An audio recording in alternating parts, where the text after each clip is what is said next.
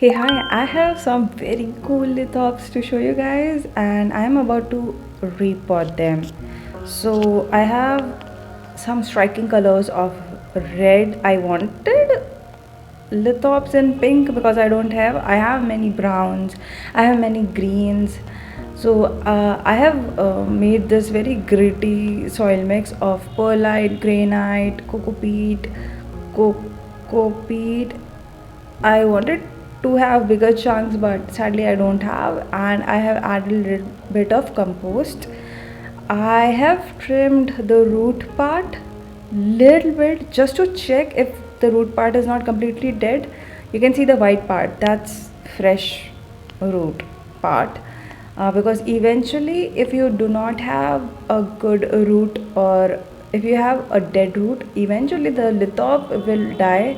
Sorry, the lithops will die, because lithops hold water in their leaves, and you might be thinking that your watering routine is wrong or something is wrong with the soil. But if the root system is completely dead, eventually lithops will die.